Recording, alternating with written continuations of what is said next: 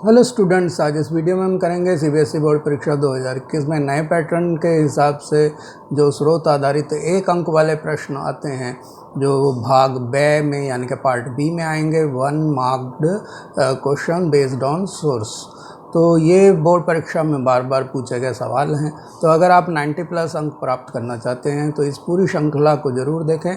और ये वीडियो जो है इस श्रृंखला का 14वां पार्ट है, 14th पार्ट है। इससे पहले वाले अगर 13 पार्ट आपने नहीं देखे हैं तो सैम्पल पेपर वाली जो मेरी प्लेलिस्ट है उस पे जाके देख सकते हैं, या डिस्क्रिप्शन में जाकर भी लिंक से उनको सर्च करके देख सकते हैं। तो शुरू करते हैं वीडियो को। तो पहला जो क्वेश्चन आएगा इस तरह का, वो क्वेश्चन नंबर 17 होगा, क्योंकि पहले 16 क्वेश्चन आपको पता है कि 1 अंक वाले आते हैं। तो सोर्स बेस्ड जो क्वेश्चन आएगा वो 17, 18 और 19 होंगे।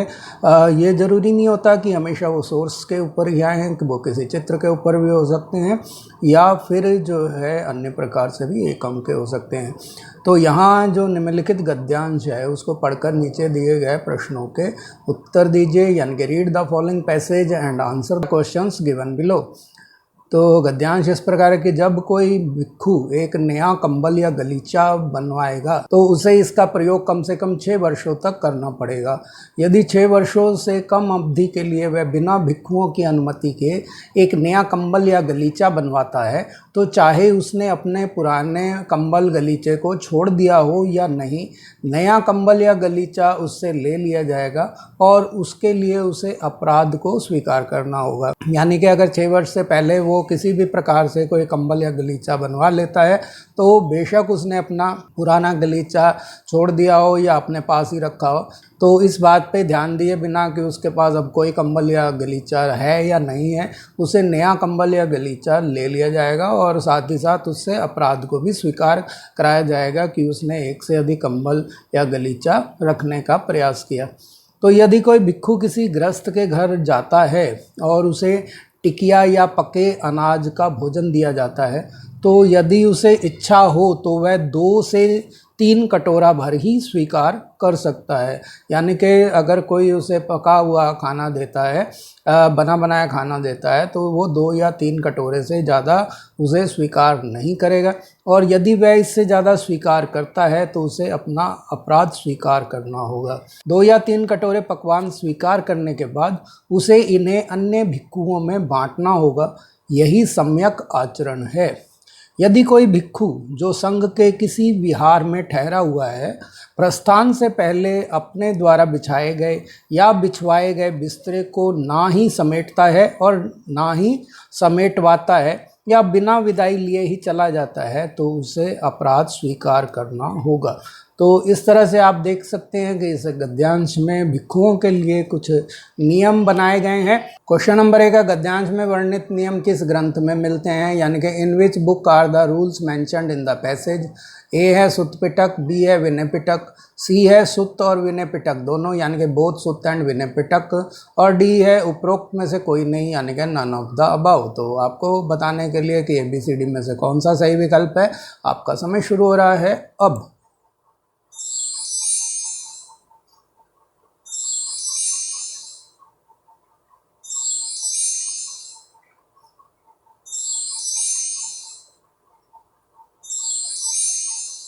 इसके साथ ही आपका समय समाप्त हुआ। इसका सही आंसर है सी, यानी कि सुत्त पिटक और विनय पिटक दोनों में ही इस तरह ये गद्यांश में वर्णित नियम दिए गए हैं। तो क्वेश्चन नंबर 2 है, ये नियम क्यों बनाए गए थे, यानी कि why were these rules made.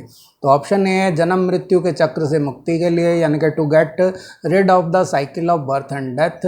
B है आत्मज्ञान के लिए, फॉर एलिंगमेंट। और सी है निर्वाण की प्राप्ति के लिए, यानी कि टू अटेन निर्वाणा। और डी है उपयुक्त सभी, यानी कि ऑल ऑफ द अबव। तो आपको बताना है कि ABCD में से कौन सा विकल्प सही विकल्प है इस प्रश्न का उत्तर देने के लिए। तो उसके लिए आपका समय शुरू हो रहा है अब।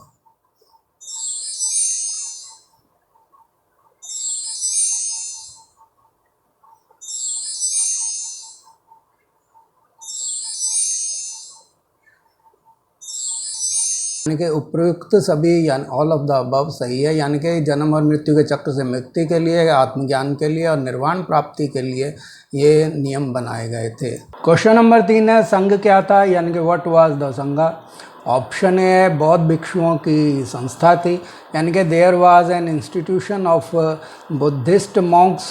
बी है बौद्ध अनुयायियों का संगठन था, यानी कि there was an organisation of Buddhist followers.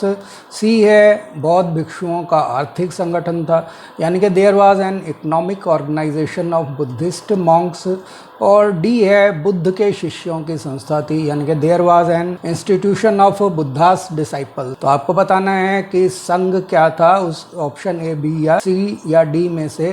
तो उसके लिए आपका समय शुरू हो रहा है अब।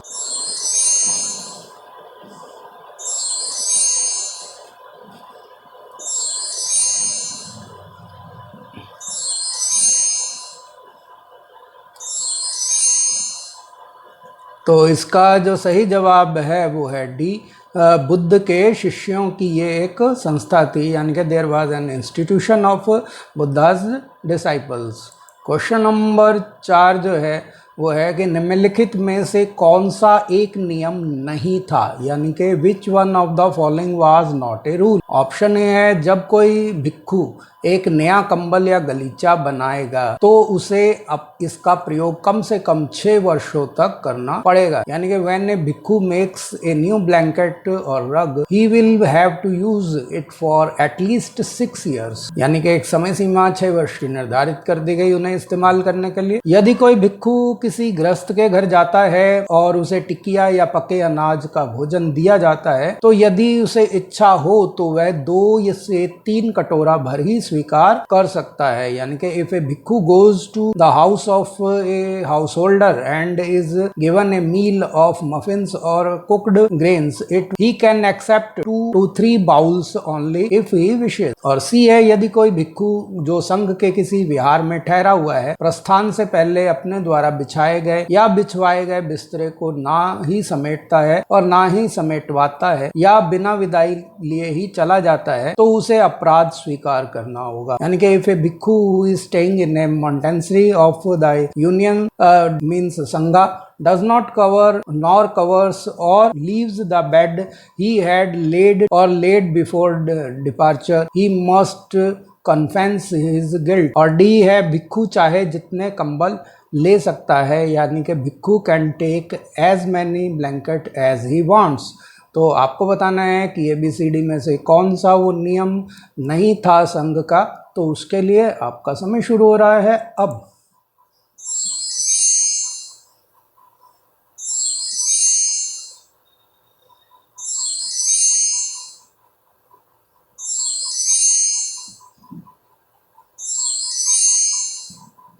तो इसका जो सही जवाब है वो है डी, यानी कि भिक्षु चाहे जितने कंबल ले सकता था, ये नियम नहीं था क्योंकि भिक्षु 6 वर्ष में एक ही कंबल ले सकता था और अगर वो 6 वर्ष से पहले कोई दूसरा कंबल ले लेता था तो उसे अपना उसका अपराध स्वीकार करना पड़ता था, उससे वो कंबल या गलीचा वापस ले लिया जाता था। क्वेश्चन नंबर 18 जो है वो एक चित्र आधारित प्रश्न है, यानी कि एक ये चित्र जो नीचे दिया गया है इसको आपने ध्यान से देखना है और इसके ऊपर पूछे गए 4 प्रश्नों में से 3 प्रश्नों के आपको उत्तर देने हैं। तो see the following picture and answer the given below. तो इसमें यह है कि पहला प्रश्न है कि यह चित्र निम्नलिखित में से किस घटना से संबंधित है, यानी कि this picture is related to which of the following events. Option A है आगरा में विवाह से पूर्व शहजादे औरंगजेब का सम्मान करते हुए शाहजहां, यानी कि Shahjahan honouring shahzada Aurangzeb before marriage in Agra. B है आगरा में मुगल दरबार का चित्र, यानी कि picture of Mughal court in Agra. C है दीवाने खास का चित्र, यानी कि दीवाने खास पिक्चर। और डी है उपर्युक्त में से कोई नहीं, यानी कि नन ऑफ द अबव। तो आपको ये बताना है कि ये चित्र जो है वो किस घटना से संबंधित है। तो ये चित्र के बारे में आपको बताना है। तो ये चित्र में आप बताइए ये किस घटना से संबंधित है। तो आपको ऑप्शन यहाँ पर दे ही रखे हैं, तो ABCD में से कौन सा ऑप्शन ठीक है। तो उसके लिए आपका समय शुरू हो रहा है अब।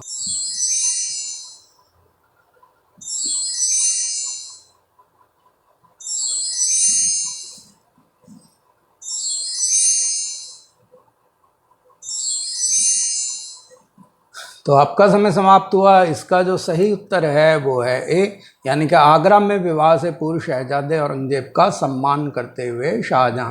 तो जैसा कि आप जानते हैं औरंगजेब शाहजहां का पुत्र था, तो उसके विवाह की रस्म पूरी होने से पहले जब उसे दक्षिण भारत के सूबेदार जब था औरंगजेब, उसको बुलाया गया तो उसका स्वागत करते हुए आगरा के किले में बादशाह शाहजहां को दिखाया गया है। क्वेश्चन नंबर 2 है कि चित्र में औरंगजेब को किस पोशाक में दिखाया गया है, यानी कि in which dress is Aurangzeb depicted in the picture. तो ऑप्शन बताने से पहले मैं आपको एक बार फिर से चित्र दिखा रहा हूं। तो इस चित्र में आप देखिए कि औरंगजेब को किस वस्त्रों में दिखाया गया है। तो आपने चित्र जो है ध्यान से देख लिया होगा। तो इसमें बहुत सारे लोग हैं, इनमें से आपको औरंगजेब को पहले पहचानना है और फिर उसके वस्त्रों के बारे में टिप्पणी करनी है। तो यहाँ जो ऑप्शन ए है वो है औरंगजेब को रंग बिरंगी पोशाक में दिखाया गया है, यानी कि Aurangzeb is depicted in colourful clothes. B है औरंगजेब को एक पीला जामा जो कि ऊपरी वस्त्र होता है, यानी कि ऊपरी भाग में जो पहना जाता है, तो उस पर पीला जामा पहन रखा है और छोटे छोटे बौरों वाले हरे जैकेट में दिखाया गया है। तो ये Aurangzeb is depicted in yellow Jama, upper garment and A green jacket with small blossoms. और सी है औरंगजेब को सफ़ेद पोशाक में दिखाया गया है, यानी कि Aurangzeb is depicted in A white dress. और डी है उपयुक्त में से कोई नहीं, यानी कि नन ऑफ द अबव। तो उसके लिए आपका समय शुरू हो रहा है अब।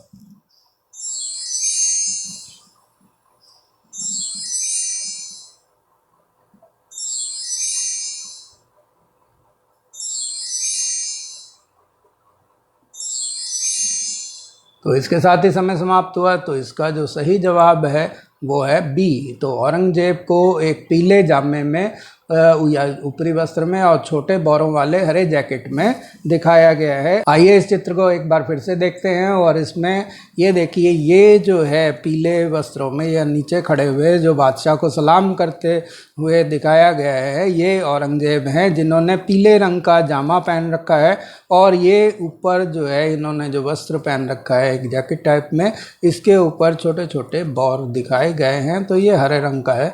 क्वेश्चन नंबर 3 है दरबारियों को किस प्रकार दिखाया गया है, यानी कि how are the courtiers depicted. तो ऑप्शन ए है दरबारी चित्र में बाईं ओर खड़े हैं, यानी कि the courtiers are standing to the left of the picture. B है दरबारी सामने हाथ जोड़कर खड़े हैं, यानी कि the courtier stands with folded hands in front.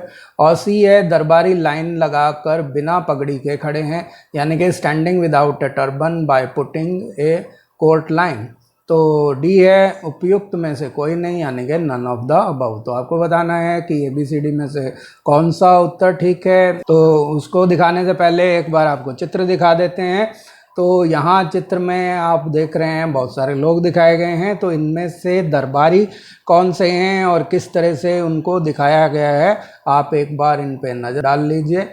तो अब जो है हम इसके प्रश्न का विकल्पों पर, जैसे कि हमने बताए थे उनके अनुसार आपको इसका उत्तर देना है। तो यहाँ पर जो चारों जो ऑप्शन दिए गए हैं कि दरबारी चित्र में बाईं ओर खड़े हैं, या दरबारी सामने हाथ जोड़कर खड़े हैं, या दरबारी लाइन लगाकर बिना पगड़ी के खड़े हैं, या उपयुक्त में से कोई नहीं, तो आपको इनका जवाब देना है कि ABCD में से कौन सा सही है। तो उसके लिए आपका समय शुरू हो रहा है अब।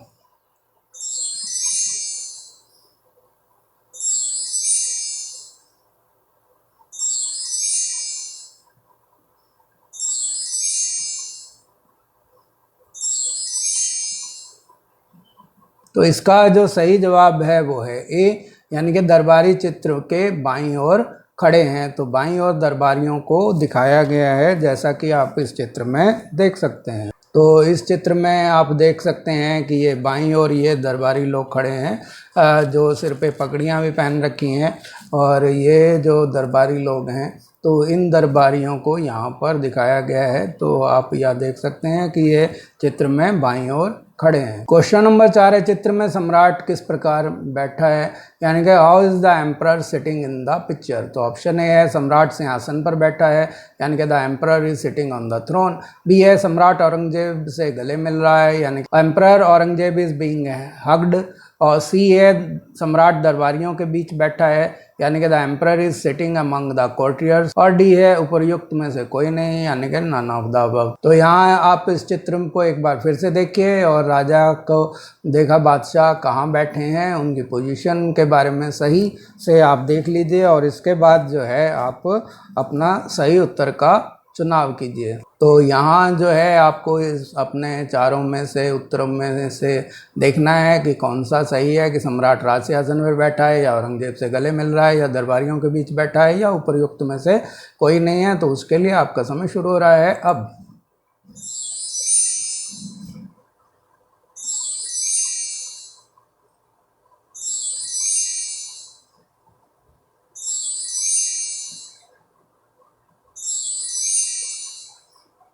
तो इसका जो सही जवाब है वो है ए, कि सम्राट जो है वो राज सिंहासन पर बैठा है। तो आप देख ही रहे हैं कि सम्राट राज सिंहासन पर बैठा है और औरंगजेब जो है नीचे खड़े हैं, तो और वो उनको सलाम कर रहे हैं। तो इसीलिए आप ये कह सकते हैं कि सम्राट जो है वो राज सिंहासन पर बैठा है, ये सही उत्तर है।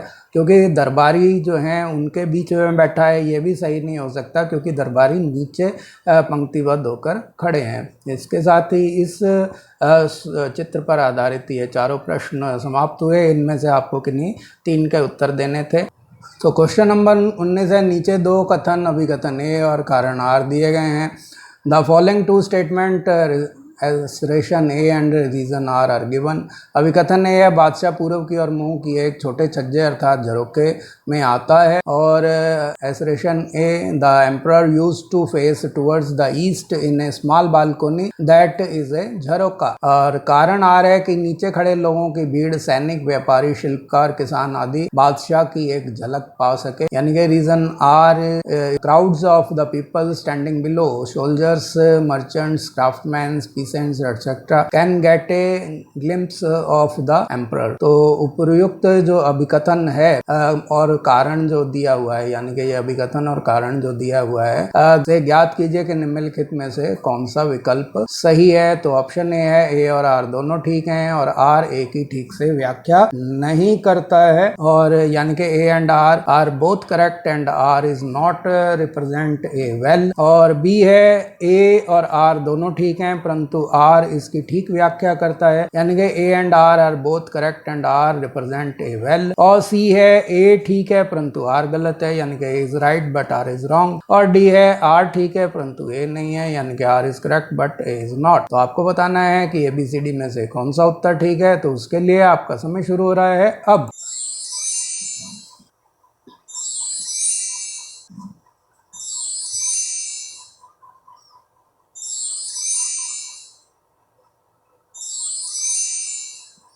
इसके साथ ही आपका समय समाप्त हुआ और इसका जो सही जवाब है वो है बी, कि ए और आर दोनों ठीक हैं परंतु आर जो है इसकी ठीक से व्याख्या करता है। तो ये उत्तर ठीक है कि A and R are both correct and R represent A well. क्योंकि बादशाह जो है छज्जे पर एक जो छोटे छज्जे या झरोके में आता था और इसे झरोका दर्शन की प्रथा कहते थे। और वो इसीलिए आता था कि ताकि नीचे खड़ी हुई लोगों की भीड़, जिनमें सैनिक, व्यापारी, शिल्पकार, किसान आदि होते थे, तो वो बादशाह की एक झलक पा सकें। तो इसका मतलब ये है कि अभिकथन और कारण दोनों सही है और आर जो है वो एक की ठीक से व्याख्या भी करता है। आपने जो कीमती समय दिया उसके लिए धन्यवाद। अपना स्कोर कैलकुलेट कीजिए कि आपको 7 में से कितने अंक मिले हैं। और अगर वीडियो पसंद आए तो लाइक का बटन दबाएं और अगर आप मेरे चैनल पे नए हैं और अभी तक सब्सक्राइब नहीं किया है तो रेड बटन दबाकर उसे सब्सक्राइब कर लें और वीडियो को जो है ज़्यादा से ज़्यादा शेयर भी करें और बेल आइकन दबाना बिल्कुल ना भूलें। धन्यवाद।